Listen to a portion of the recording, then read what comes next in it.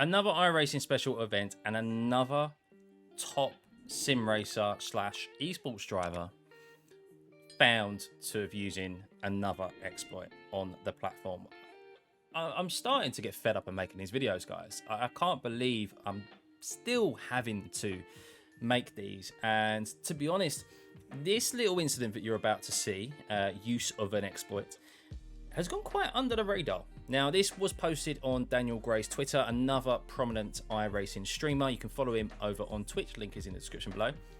And I don't know the means of how Daniel's come across this. I don't know if he recorded this himself or if he was sent this by someone, but it's on his Twitter page and he's brought this to people's light. And it's not gained enough traction, in my opinion, because once again, a top driver and team have been found trying to gain every little bit of advantage that they can. So the person in question, as you're about to see on your screen now, is Diogo Pinto. Now that name might sound familiar because he is the current PESC champion. He is the reigning champion and he is currently doing very well this season as well. So if anyone who don't know, this is the Porsche Cup series that is iRacing's flagship esports series. Around, I think it's $200,000 goes to the winner now. It could be a little bit less than that, but I think it's around that mark. So a sizable amount of money and it gains you a lot of recognition.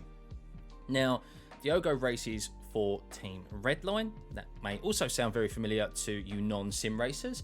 To us sim racers, they're a very prominent name in sim racing esports and have been around for a good few years and are most commonly known to outsiders because it's Max Verstappen's team. That's who he races with, and he even has a Red Bull sponsorship with them as well, or partnership. So very, very prominent team. And Diogo's been caught at Sebring on his qualifying lap. At the end of his out lap, it seems to have come into the pits and weave as he goes through the pit lane. Now you may be thinking, oh, that's not really untoward. What is that? Well, it's basically using an exploit to get around iRacing's qualifying system. Now, iRacing has a mechanism in place that it detects if you're going too slowly, if you're acting untoward, and this is to stop previous exploits such as brake dragging, which means holding the brake and using the throttle at the same time to warm up the brakes unnaturally, and also if you spin out the car as well, so that it will disqualify your lap, and it means that you have to reset the car, come back into the pits or however you want to do it, and then have another opportunity if you've got another lap to go. Now, Diogo here is trying his utmost to warm up the tyres. Now, weaving in iRacing doesn't have that much of an effect as, say, what you see in Formula 1 cars do as they warm up on their outlap as they go around to the grid. But Diogo is of course trying to use every little bit of an advantage that he can get over his competition, because this is top split once again in iRacing's second biggest special event, or the second one of the year after Daytona 24, and of course competition is fierce. A single tenth can be the difference between you being on pole position and being outside the top 10. That is how close it is at the top. But Diogo is such a prominent name now, and he's racing for such a big team. I don't see how he thought he was going to get away with this. Now, to be fair, this has actually gone quite under the radar because he didn't stick it on pole position, and it seems this exploit didn't actually work. And he actually qualified in 8th position. So he could have just been generally a lot slower and struggled. He could have made a mistake. He might not just be generally as quick in this car, of course, as what he is in the Project Cup car compared to the guys who qualified ahead of him.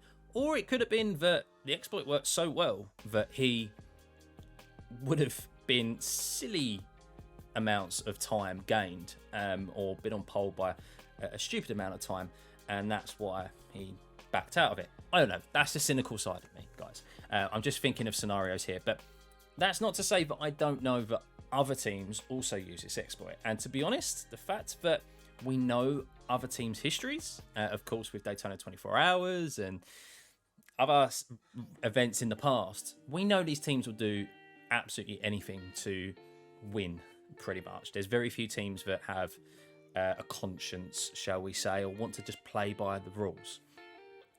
A lot of their mentality is, well, if there's an exploit there, we'll use it because other teams will use it. The Williams mentality, shall we say, from Daytona 24.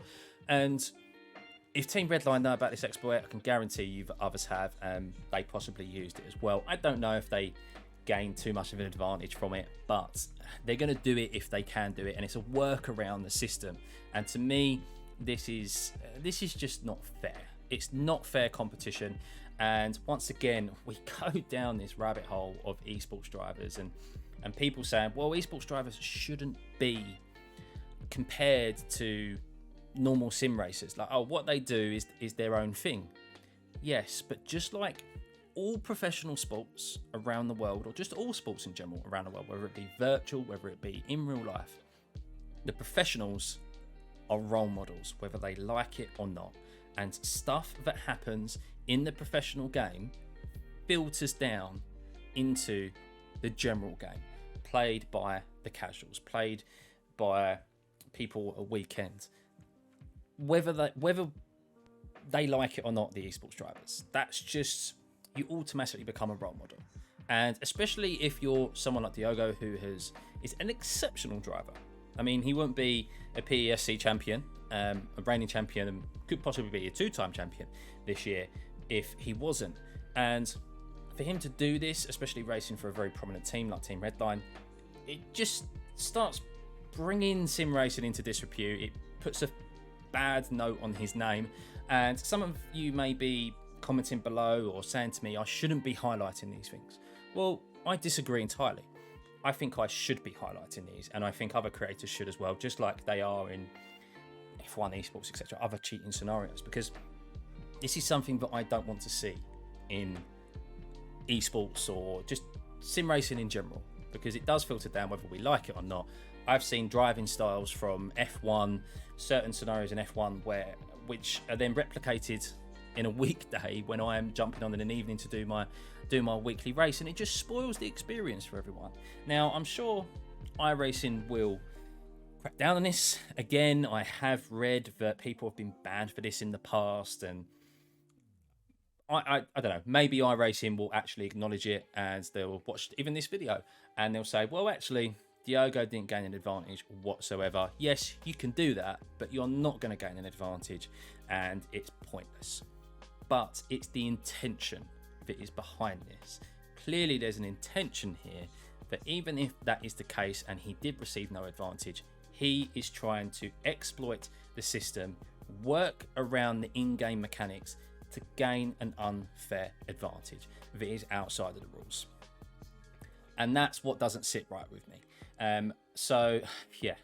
I really hope that this is the last video I even have to make on this, but as the sport gets bigger and bigger and bigger, and until there are live stewards, we've discussed this so many times and it's been discussed for years and years in iRacing, until live stewards are actually in effect in the top split, the broadcasted race as well, which has a number of eyes on it, gets picked up by casual race fans as well because of certain big names racing it, such as Max Verstappen and other real life drivers.